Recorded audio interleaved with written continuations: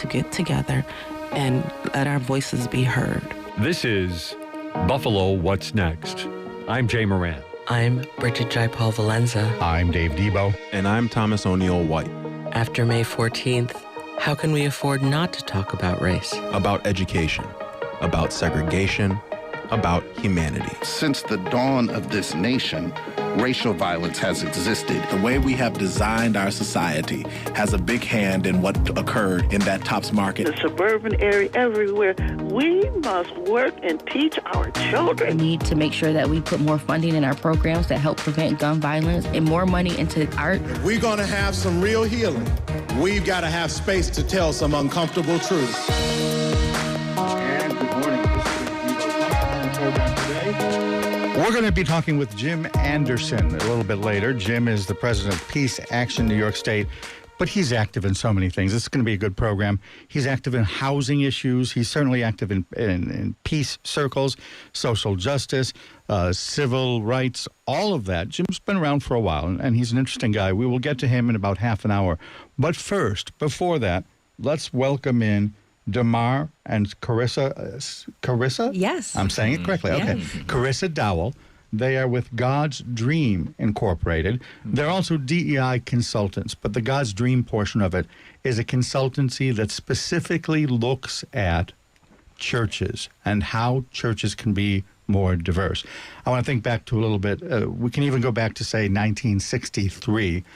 Martin Luther King was famous for a phrase that he said often, most notably on Meet the Press one year, where he talked about how people don't necessarily come together on a Sunday. I think it is one of the tragedies of our nation, one of the shameful tragedies, that 11 o'clock on Sunday morning is one of the most segregated hours, if not the most segregated hours in Christian America. I definitely think the Christian church should be integrated, and any church that stands against integration and that has a segregated body is standing against the spirit and the teachings of Jesus Christ, and it fails to be a true witness. But this is something that the church will have to do itself. I don't think church integration will come through legal processes. I might say that my church is not a segregating church. It's segregated, but not segregating. It would welcome white members. And so here we are, some 59 years later. Yeah. Is it still a problem? Absolutely. Yes, it is. To what degree? Well, there are, I would say a lot of it's politically driven, a lot of different opinions, and a lot of focusing on what we don't agree upon instead of what we do. And so that leads to the divisions, and particularly within the church. Well, I think part of it is because a church is going to be saying, here are the beliefs we proclaim as true. Right. And if my version of that truth is different from your version of that truth or your version of that truth, we're automatically going to have some division, no? It does, yes. Okay. But it doesn't have to. All right. It doesn't have to, right? Again, there's many teachings in the Bible, and one specifically is it talks about the unifying of the Spirit, not unifying in word. Yes. Because if you unify in word, again, it has to be everything we agree upon. Yeah, okay. But if we unify in spirit, like, for example, racism is bad. We can all get around that. We can get around that. Now, you may have a different approach than we do in our denomination but we can get around that idea. But Yeah. I think we get tripped up on the exact wording of how and when. Yes. So you have to state your general principles more broadly to embrace more people. Yes. That's basically it. That's actually a really good point. Yeah. Yeah. And yet there's also, and we talked about this before we came on air, there is also cultural differences. Absolutely. Denomination A is going to have a different liturgy than denomination B. Right. I've heard that black churches are a little more enthusiastic maybe than some of those I've been Absolutely. through. Hallelujah. That's what I'm talking about. Is that cultural difference at the root of the segregation, do you think? I think it's twofold, though. Some of it is, Chris and I were talking about that on the drive here. Some of it is just fear, right? It's just, cultural part of it, but it's like I don't know how they do or what they do or they may say something that I don't agree with, and so one simple disagreement, I'm done with it. You know, instead of, I mean, you wouldn't do that with family members, but we're supposed to be family. Well, Thanksgiving dinners aside, I can picture those conversations. Yeah. But how do you get over it? What then do you do? Describe your program. Again, DEI consultancy on the side for corporate clients, but then specifically the work with the churches. Well, I think the main thing is that we have to understand that just because we have differences doesn't mean we have to not be together. You know, differences doesn't equal segregation. Differences doesn't equal, just being separate. So when we go in, we want to just highlight that our purpose is to find common ground, which is, number one, in the church is Jesus Christ, right? For us in the Christian realm, it is Jesus Christ. To be able to set safe places for us to have conversations, to bring to light the very things that are happening in our communities. Like, for instance, we discussed earlier that, when George Floyd happened, a lot of the church didn't even realize that racism was still a thing. Right. And so when George Floyd happened, there was a lot of different chatter. Some people were very much so surprised. Some didn't necessarily agree that it was a racial hate act. And so we had the opportunity to put on an event at a church, invited all different churches, and this is through relationship, by the way. Right. We don't just walk up in a church and say, "Hey, you need us." We have. I'm urban, you're rural. Yeah. Come to our potluck. DeMar and I have had awesome opportunities to be in different kinds of churches, in the city, in the suburbs, south towns, north towns. We've just been on a journey, and through that journey, we built relationship. We built trust with leaders and congregations, and so we had an opportunity to put on an event, invite these people to come, put on a stage different people of color who are leaders in our area, who are trusted leaders in our area, and begin to share our stories and our experiences. Yeah.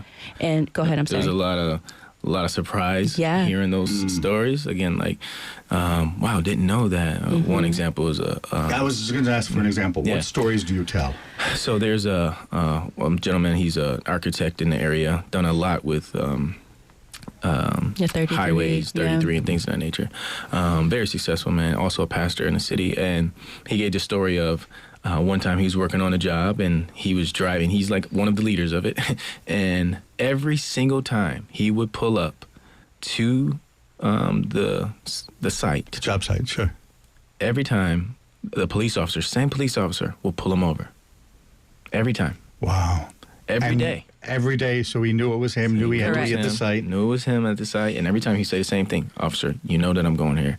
Pull him over. It was just letting him know you're not welcome. Driving while black, this is not your neighborhood. Correct. Oh man. So we would share stories like that, then even things of redlining, and just there was just such enlightenment in that. But it was again in a safe space, safe conversation, and we were talking about this a little bit earlier that this is not as uncommon as we think. Like the Bible is filled with racial division. Yeah, give me these examples, because I didn't think of it until you mentioned it before the program. But you're right. There are a lot of points there where you can look at Scripture and say, here's a little bit of racism, here's a little bit of segregation, and other examples where, these are people of different tribes or different groups embracing each other. Give me some examples. Right. I think from the beginning, God's heart has always been family, right? It's always been family. And it wasn't in that day as much it was more of theologically, like if you thought the same, I mean, you could be, it was a lot of different colors and stuff that who declared themselves to be Jewish, if you will. But, particularly after in the book of Acts, there's an example in Acts chapter 6 and 7 where there's Hellenist Jews who are more accepting of the Greek culture, right? Spoke the Greek language. They were a part of that. And then there were the traditional Jewish folks.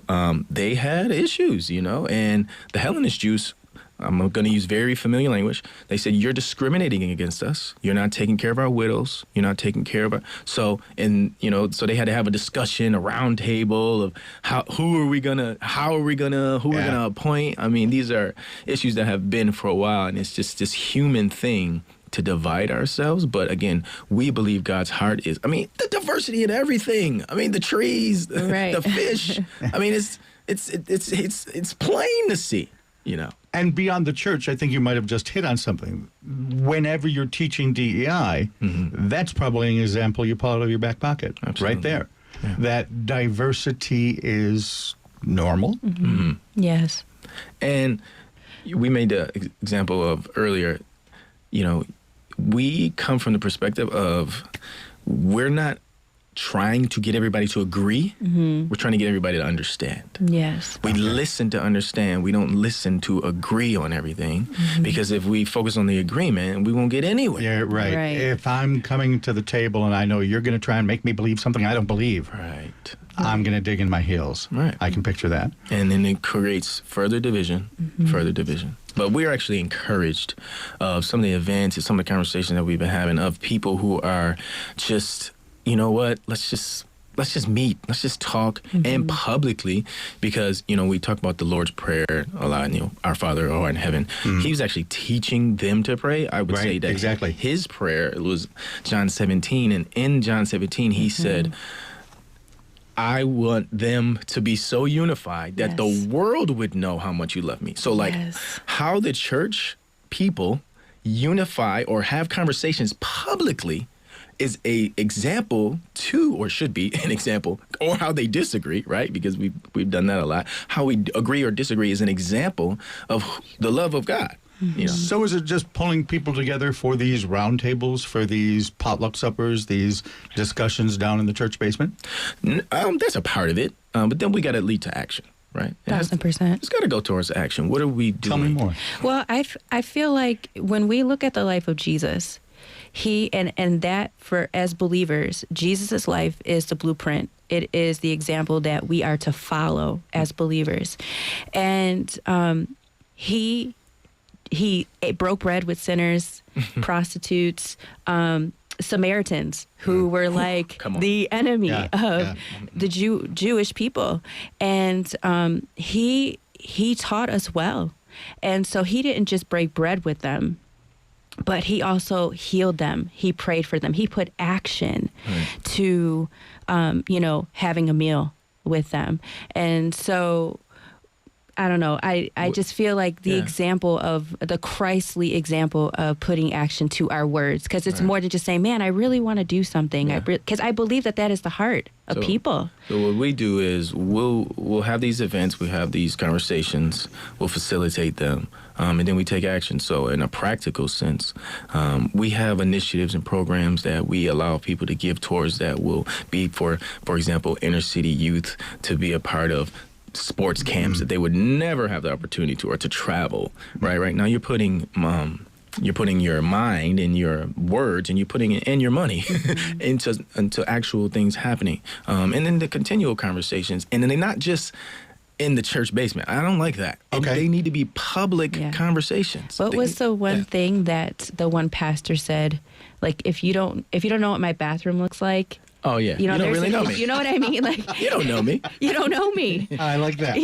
And so, like, really having, like, stepping out, like, you have to step out of your comfort zone to be able to make sustainable change, to really, really be unified with a community that doesn't look like you. And so I think of a lot of churches, parishes, congregations that have obviously the Sunday services. Correct. We spoke about that with Dr. King, 11 a.m. Sunday, most segregated hour.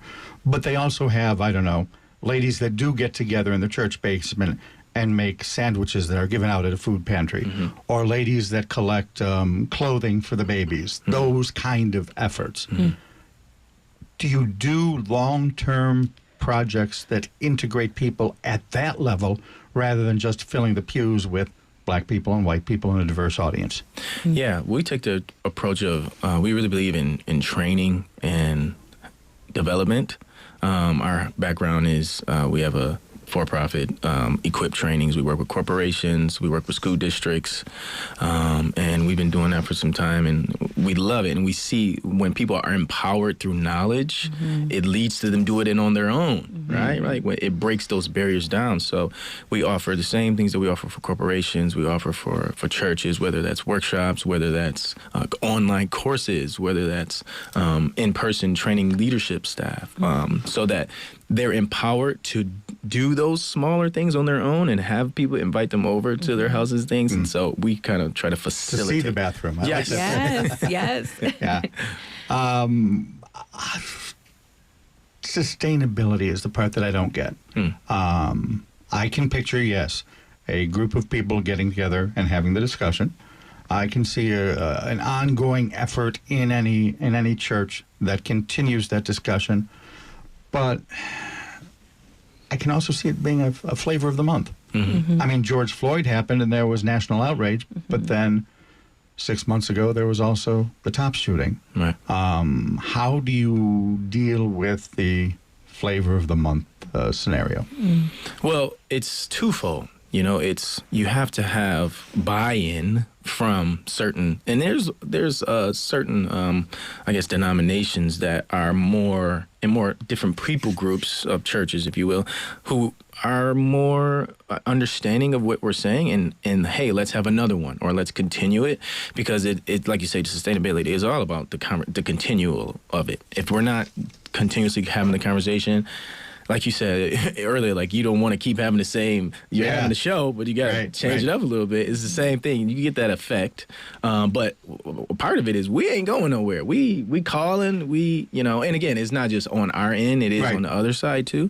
And so when you have that buy-in, it builds. And then what happens is slowly but surely, as it grows, other people are like, oh, maybe we should think about that too. Maybe we should try. So that's what we're seeing, that as we continue to build, others are saying, oh, I thought it was this. It's not that. Well, how can we, like Carissa just had the opportunity to go and speak at a bunch of with Mount Mercy. They have retreats for each of their classes every year. So I had the opportunity to speak to their freshman class this year at their freshman retreat. And one of the runners of the school was at the event. And she was like, "Oh, this is amazing! Let's just bring it on. Bring it on to my school." Yes. Yeah. Yes. What was that like? What happened there? What did the kids say? And it was full circle moment for her. It was full circle because I grew up in the Catholic Church. Okay. And I used to go to different youth retreats at the Harvest House, which is where they had their retreat. So Seneca Street, South Buffalo. Yes. Yes. Yeah. And it looks the same and it smells the same. And so I just totally had a nostalgic moment and just full circle. And I believe that there is some seeds planted in my life at that place. And then just being able to speak to the young people about their power as a young person, their power as a woman, as a young woman growing into a full-grown woman, being able to share my story, but then also talking about, intimacy with God, and so the importance of that. And, it was fun. It was a lot of fun. So I also think of there's a Catholic parish on the east side, not too far from the Top shooting, St. Bridget's Columba. Yes. Which was the result of some downsizing in the Catholic Church. And the neighborhood obviously had a little bit of white flight, but it maintained a connection to some of those white congregants. Black congregants came in, downsized, and I believe merged with another parish. I've heard from people who go there that is a pretty integrated congregation. It is. And yet just a mile from the Top shooting. Yeah. Yeah, we see that actually too. The church we attend is Vanguard Church in North Tonawanda, which, if you don't know, North Tonawanda was once called a sundowner town. Yes, it was. Which meant if you dark, and you ain't out by the sundown, you're going to have a problem. You've got some trouble. Right. It wasn't just dark. It was if you ain't what we are, too. It was, but the pastors, Justin and Jessica Collins, they are intentional Yes. about, that's where it is, the intentionality. Yeah. Yes. They are intentional about wanting diversity in their church. So we driving out to North Tonawanda and we met them somewhere, and now it's multicultural in the middle of North Tonawanda. It's the most insane thing in the world. And they also, just the intentionality piece, they also take it upon themselves to connect with other churches in the city, in the suburbs, so they don't stay in their four walls. And I would imagine they don't stay perhaps as denominational as other congregations. Right. Correct. And even when you, again, trying to, with the intentionality, reaching out to different denominations on purpose, right? But saying, again, hey, we don't have to agree on everything, but, you know, we have a harvest party coming up this weekend. How can we help serve the city, right? So we just all bought minion outfits, and we're going to be the minions and giving out candy, you know? And then there's another folks from another church who will come. Like, how can we serve together instead of talking about what we don't agree upon? How does that play out on a Sunday morning, though? You talked at the beginning of the conversation about cultural differences. Sunday morning. Black churches sing differently. Right. So I'm one of the worship leaders, and I sing a lot. So I bring different songs to the table, right? And so and that's accepted. That's cool. It's accepted. It's like, oh, I never heard this song that way. It's more than accepted. It's encouraged. Yeah. Wow. Yeah. Actually, our pastor, Katie, she would, and sometimes I'll do spoken word. I'll rap in the middle of singing in a church, and she'll be like, I want you to do that thing again. And she's like the whitest woman I ever met before that. And it's amazing that, because she's authentically her. Yes. I can be authentically me, and we can learn and grow from each other. We should mention at this point you're a musician as well. I am.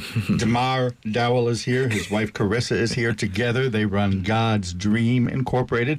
It's a nonprofit DEI group that works with congregations, works with the church community to try and integrate them more, to try and help them develop more diverse spaces. But at the same time, you also have Equip Training, which is a more conventional DEI group that works with companies and that sort of thing. Which realm is easier to operate in? Not the church. Not the church. Okay. Not the church. That's why I asked. I had a hunch you'd say that. Yeah, it's but we're growing. You know, we're really encouraged. The first event we had was in Orchard Park, and this was before 514. Okay. And this is called Park Parsons. It's a conglomerate of multiple churches in the area: Evangelical, Presbyterian, Episcopal, Catholic. In the South Towns.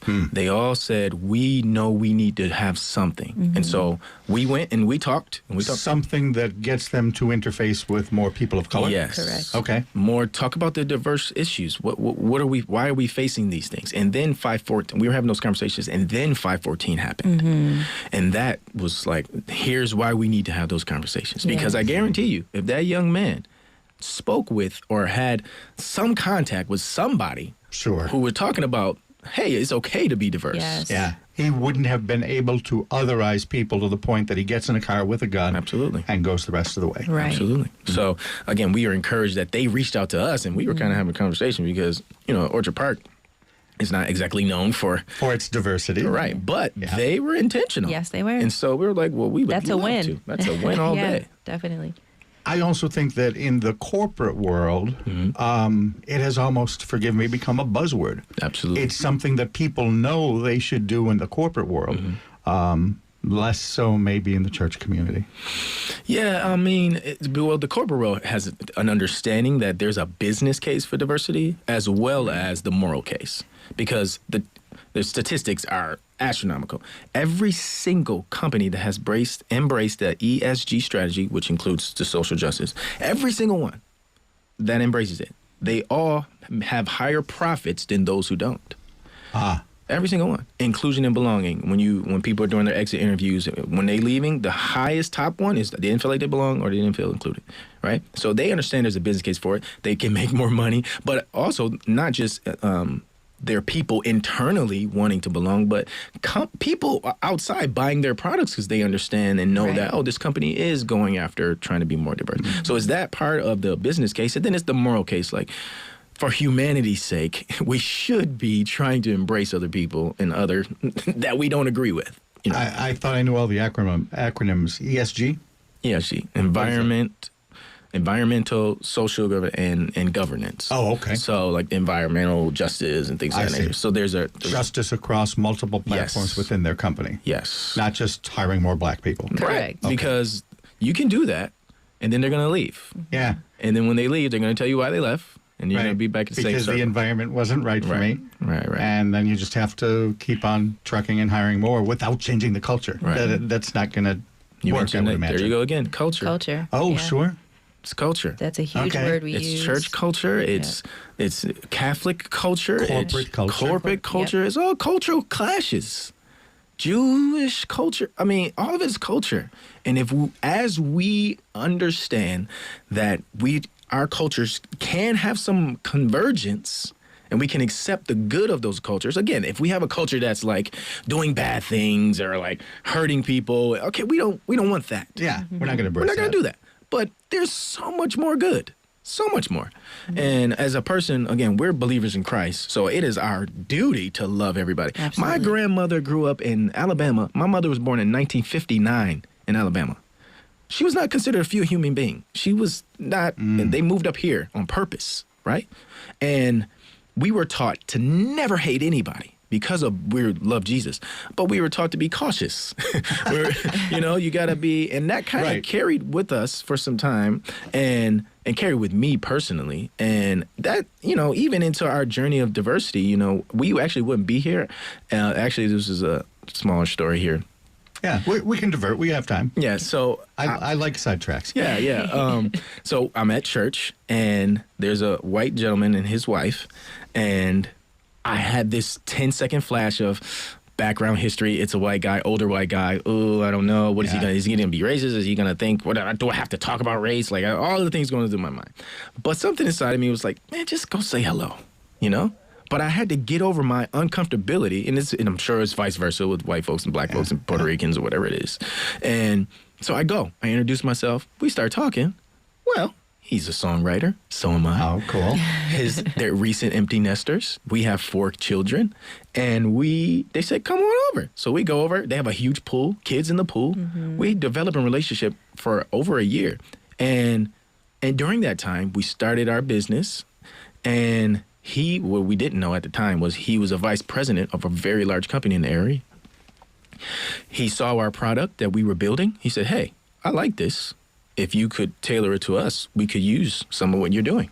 Let me jump back. Yeah. What was the initial encounter? Where did you see him? Because I have heard many say one of the problems that the East Side currently has is the obvious segregation, and that people who look more like me aren't going to go over there for a sandwich or a lunch. So here's the beauty of having a church that is diverse. So our church is diverse. I saw him at church. Oh, okay. So black guy on the team, I'm me, like, what's good, y'all, what's good? You know what I'm saying? Like, like, that's how I talk. Right? And he was new to the area. He was newer guy, and I was like, let me go. And he's, from Texas. He's a global guy, him and his wife, the Lupinaccis, they're amazing.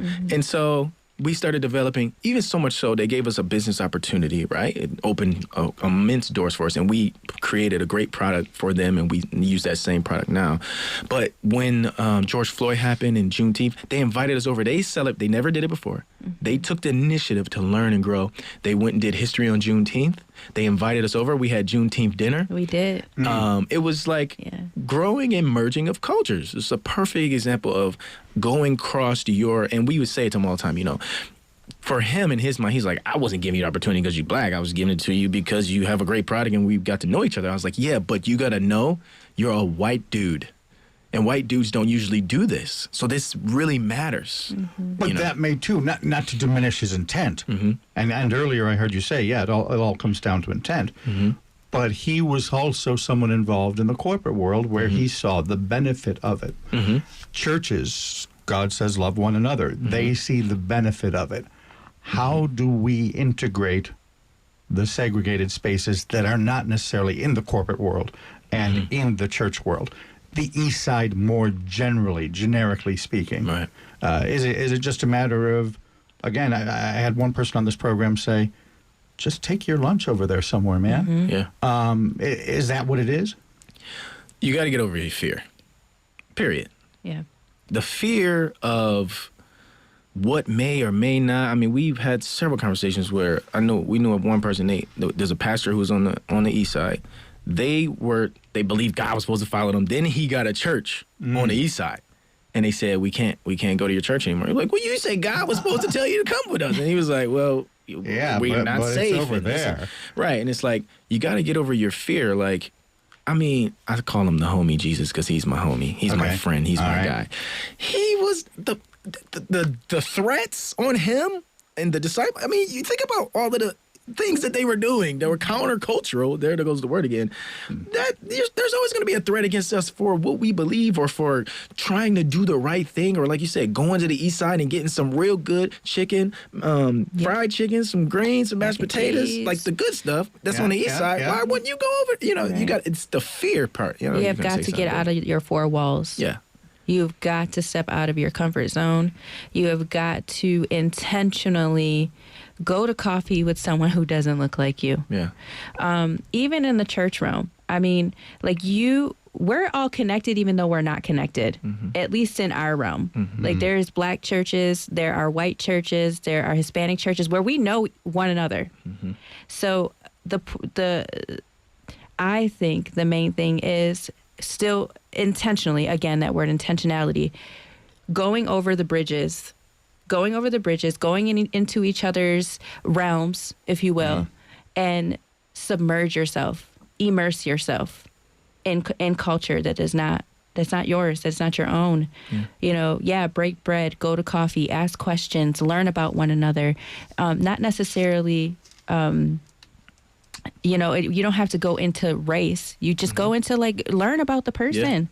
You know, where you from? Where'd you grow up? You know, what were your parents like? You know, what are your kids doing? What is your wife doing? You know, learn about one another.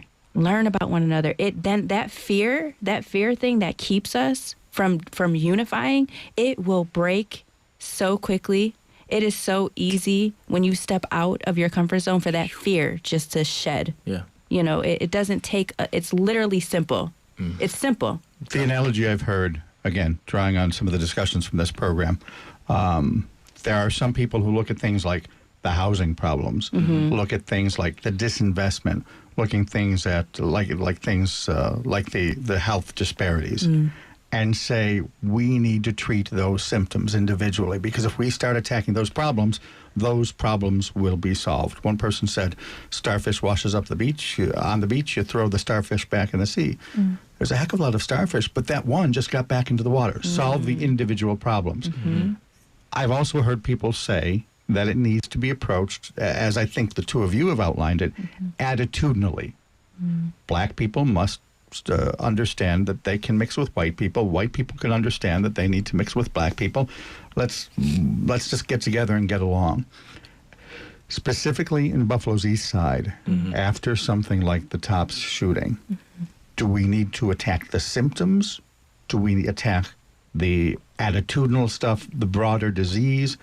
Where do you guys see the most things getting done? I think it has to be both. And again, I had a hunch you'd say that. Because it's the same thing with Democrat versus Republican. It's like, both of you guys got some good points. Can we come together? Bipartisan, right? I'm from Kensington and Bailey. I remember the first gun pulled on me on the corner store, right? Like, I was there. You know, my brother, I mean, the drugs and all of that. But I had a brother who was a police officer who just retired from the police department in Buffalo City. Buffalo. I had another brother who was a drug dealer, right? Like, I understand. And my mama's still there. I be around there all the time. You know, I'm invested in my city intentionally. Simultaneously, I know there are issues. And so what am I going to do? How am I going to do it? Right? I'm going to be intentional. I think it's both sides, like you said. It has to be the symptoms. Yes, their symptoms they're coming from something. Cancer, you know, is the root. So the symptoms are just secondary. We got to get to the root. And the root of it is attitude, mindsets, how we think about each other, how we, you know what I mean? Like, the reason why, do we really need to put as much money in over here, fix these streets, because are they going to take care of the streets and then they're going to do it like that? Like, that's a mindset that there's an approach towards that part of the community, that city. And it's not just the east side, it's on poorer, and poverty is one of the main issues. But why is there poverty? Well, because you said disinvestment over years and years and time. You're taking smaller resources here. Now the schools aren't as good. right? Now the kids aren't learning as much. Now when I graduated from Seneca Vocational, the graduation rate was 47%. I mean, Jesus. No, it has improved. Buffalo is doing a lot better in trying to, and so we got to give the city props for what we've been going after. And I think as we just continue to have these conversations and be intentional about having it grow, it's inevitable that it'll get better. Hopeful, Dave. One of my final questions is almost always, if you're hopeful, if you're optimistic, I'm thinking, coming from the faith community that both of you probably are, what does Buffalo need? Ooh. Independent of the kind of discussion we've had here about a change in attitude. Are you saying from the church perspective? No, just Buffalo City. Broadly in general, with an eye on, of course, 514. Carissa, you have the magic wand. Wave it. What happens? Oh, well, I think that, I don't know, I come from the approach of love. I think that we need to step into the love that we have just for humanity. And to, again, we need people who are willing to not be afraid. We need to step out in our love and encourage and to combat that fear of the unknown and to not stay silent, to rise up and to do something, whether it's going for that coffee, whether it's, going into the city and finding a nonprofit that could use your services, go and serve somewhere. But I think ultimately it's rising up out of our fear and into the courage that we all have. Because love casts out fear. It does. All right. Yeah. I think that's the perfect way to end it. I was going to ask you to elaborate, but she stole all the thunder. Sorry. Love, people. We need love. Yes, we're a team. Good job, We are. Carissa Dowell. Carissa and DeMar Dowell, God'sDreamIncorporated.com. .org. .org. Yes. God's Dream Inc. Yes. .org. Yes. All right, very good. And they also have a more commercial, non-church focused DEI consultancy as well.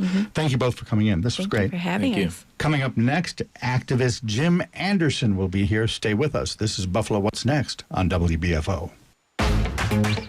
WNED PBS can go everywhere you go with the WNED PBS app. Go to the app to watch shows like Kleinhand's Gift to Buffalo, Frontline, and Compact Science. Even watch on the go with the WNED PBS live stream and a 24/7 stream of WNED PBS Kids. You can also see the full television schedule and what's on right now from the app. Download the WNED PBS app wherever you get your apps. Donations come in many forms: a sustaining membership, a one-time gift, even that extra vehicle you no longer need. Learn more about the advantages of donating a vehicle. Here's how. Go to WNED.org/vehicles. This is Buffalo What's Next, where we have conversations with the community about moving forward. To have your voice heard, press the Talk to Us button on the WBFO app, and we'll work to get your questions and comments on the air. Join us on Twitter @WBFO or email us at news@WBFO.org. Together, we'll have the conversations that are needed. This is WBFO, your NPR station. And for the balance of this hour, we'll be talking with Jim Anderson. He's with Peace Action New York State, a long-time civil rights activist throughout the state of New York, pushing for peace programs, anti-militarism. You've worked with PUSH. You're the president of their board. You're on housing issues. You're one of the complainants. This I thought was pretty interesting. And one of the complainants in the suit over the redistricting of City Buffalo Council districts. You're involved in a heck of a lot of things. Gotta be, when the community is under attack, what do? Stand up and fight back. And on a personal note, it's necessary for us always to be civically engaged, and that's what I try to be. Look, I've been on the planet, I often tell people I've been on the planet a long time. I know something, and I don't need a sign that says, see something, say something. I'm in that. Not only see something, say something, do something. And I understand that that's the high need now to get our community organized and active. I did some research into the different things that you have been a part of. Okay. And every Google page, it would list some sort of protest, generally for the anti-war movement. In the past several years, your name popped up in all of those searches. I know someone at one of the colleges that said, oh, Jim does a whole lot of outreach with the youth. Again, different distribution programs. The whole, and forgive me, I'm playing devil's advocate here. The whole that I found, though, is there's a whole lot of activism around, continued activism around housing and around peace. It doesn't seem like there is anymore, and push back on it for me if you can. Activism around race. Is there racism? Yeah, there it is. But we're in a different part of the world now. I mean, there was a time when it used to be the fight seemed to be black and white because people weren't recognizing red, brown, and yellow people. And in this moment of where BIPOC people of color, and everybody, we have to be working together. And not only here locally, but internationally. The world is already here. And the reality is we're still dragging a lot of that racial negativity that has come from the past. Some of it is caused by people who didn't mean to do it, but their pain that has never been healed. Like when you look at the levels of generations that we have here, you have generations who experienced those parts of racism that was really in their face, especially those who were living in the South. So their attitude is a little different from somebody who's never experienced that, and their healing has not totally happened. Because often you will hear folks who were in those moments talk about how terrible it is, and they'll talk about it and almost like as if they're still mad in the moment. That's a sign that the healing, the forward movement hasn't happened. And it's not a problem with them, but that's what the culture has been. We're just now starting to talk about race and still struggling to include others who are not black, but who are people of color. So that hurt deep down inside that has been internalized creates the sense of action, no? It does, and it creates a challenge. I'll give you my personal thing that I often talk about. Growing up and having members of the family who experienced that kind of thing, so often when something would come on TV or something where a person of color was involved, they would reflect it from their pain moment. They would always seem like, for instance, when we talk about the media, they always show negative images of black. Well, before some people did data checking to track it and show, some were just passing on what they had heard. Well, the reason I see more black faces on the perp walk in court is because they commit more crime, would be the rationale. Right. And part of it is the fact of the overall culture that was quite racist. Look, we're just now getting to the point of trying to work with each other, and we're not doing too well. I mean, we still got, I dare call them sleeper cells, people who are racist in their behavior, but in their consciousness don't recognize it. We still have people in this intersectional moment where all of those who are about building a better world that works for all of us, some folks aren't doing that. Look at the issues that the members of the LGBTQ community have. Look at the issues and the comments you hear about those who are immigrants coming here. So, ain't no need in denying it. The problem is we don't have enough people working to get it, to fix that, to change it. But it's happening now. The reason it's happening now is this younger generation that I often say are the bearers of the new knowledge, the new skills, the new energy, they are rising up. Part of it is the experience they had on campuses. But are they? After George Floyd, there was the summer of protest across the entire country. After the Tops shooting, I'm not sure there was many marches. There was certainly community outreach, community fridges, people trying to work for another grocery store, all of that.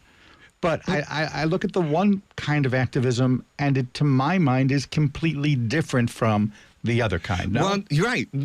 See, some folks are gotten to looking to see a movie of activism as always showing an emotion of outrage. Yeah. They don't recognize the organizing part that is more focused on building community and building a world that works for us all. So when they think people are not involved, unless, we have to admit that in many of our communities, the issues that we face, we have folks who actually think the issues are over their head and somebody else is going to take of it. You can lay that at the footstep of unaccountable politicians who have lost their statesmanship.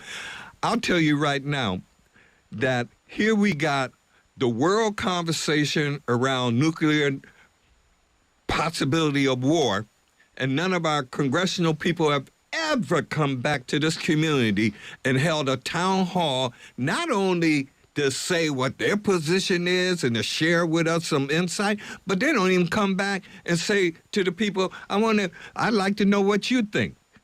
And I say that's a problem, because how are they going to represent us if they don't know and if they don't share? And the excusiology that they practice about why they won't do it, I don't buy it, and nobody should. But the only way you can get away with that is when you have a community of folks who think, oh, that's for somebody else to do. All of us got skin in the game, and this is a conversation that they need to get on. That's what I talk about. As many of them, I love them on the good things that they do, but it's horrible in this moment, and I'll end that part on the nuclear concern, because look at all the monies that are not going to human needs that are going to that issue. So you are a hardcore peace activist that cut the defense budget, use that on human services. Yes, we're not at war with anybody, and the truth be told, let me mention this.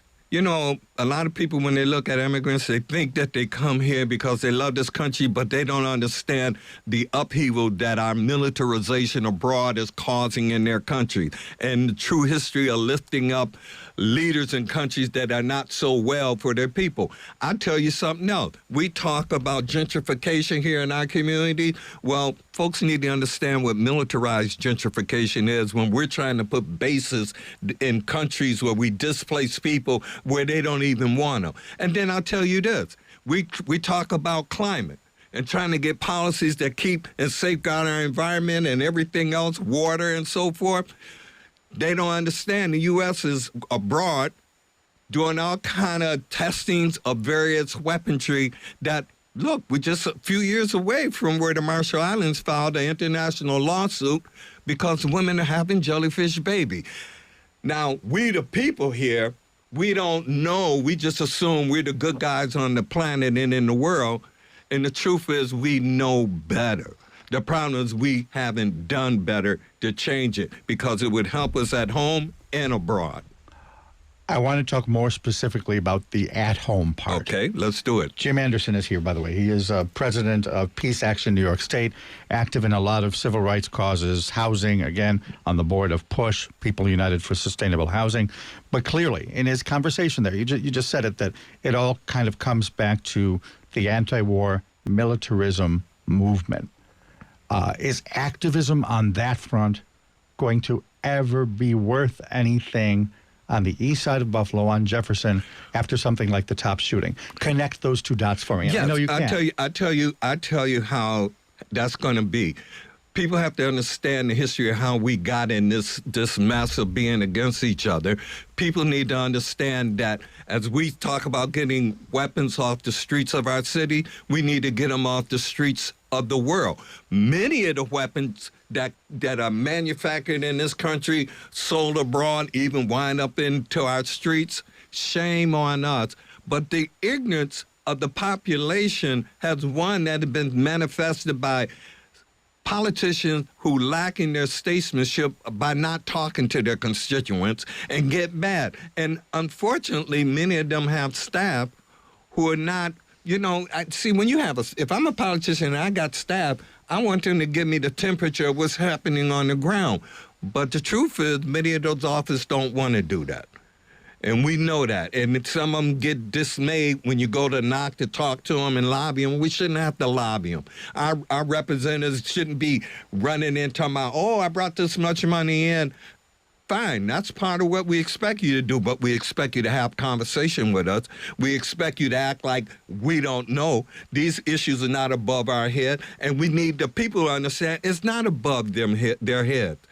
So the part of the organizing, whether it's around housing, whether it's around employment, whether it's around the infrastructure of our community, that's everybody's conversation because we got skin in the game. We just got to grow people forward to understand that.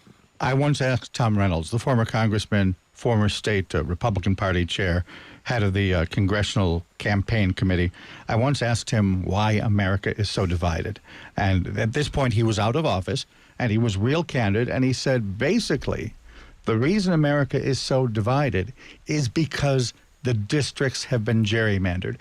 If I'm going to run in a particular district, and that district is carved out so it's basically ultra-right or ultra-left, I'm going to moderate my opinions toward the population of that district.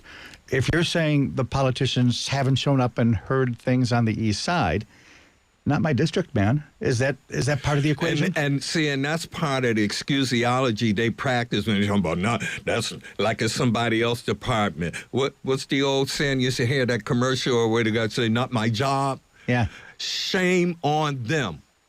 We're in a moment where we're talking about see something, say something. Why aren't they saying something? They see this as a major issue. They see that not only the money taken away is harming us, but they see the lives lost. And they see that it's not advancing the interconnections of the world. They're always trying to find a bad person to make the bad guy and make that the reason that we got to take all this money from human needs in order to go fight the bad guy. And the truth is, that's just financing for contractors because the money never gets to resolve nothing. Look at how many skirmishes we've been in around the world without a break. I mean, they don't want to call it war, just like look, I'm a combat veteran of Vietnam. I was a machine gunner. 1968, 2 weeks after Dr. King got killed. So when it comes to... It's not abstract. It's not, oh, war is bad. You have seen this. Well, this community that calls it a very faithful community, read a book that say that there's a time for war, there's a time for peace, there's a time for everything under the sun, nothing new under the sun. We need to quit acting like we're so innocent. The book that everybody claimed to subscribe to talks about that we're imperfect. So that means at some point at a time, we're all going to be on the wrong side of an issue. The problem is, when we're on the wrong side of the issue, what do we do when clarity comes that says you're on the wrong side? Do we resist and pretend and act like people don't know what they're talking about? I say H to the E-double-L, no. And this is one of the things that we got to get our citizens to stand up. What do politicians say? The squeaky wheel gets oil. The problem is many people have been dummied down from squeaking. They need to find their voice. They need to show up. Look, young people who are in the street and why I hang out there with them, they're not crazy. They recognize the world we have is limited and only inclusive for some. Their vision is to build a world that works for all of us. And they're doing it. People don't recognize change happening right now in this moment. You might be the exception. I am. But and you love that, and you love that part of it, I'm sure. But by and large, do you feel as if the movement today is divided into 2 camps, the old guard and the young Turks? Well, I feel like I don't think it's divided. I think the struggle has always been intergenerational. I think that big money interests, I think that statesmanship politicians have contributed to dividing us.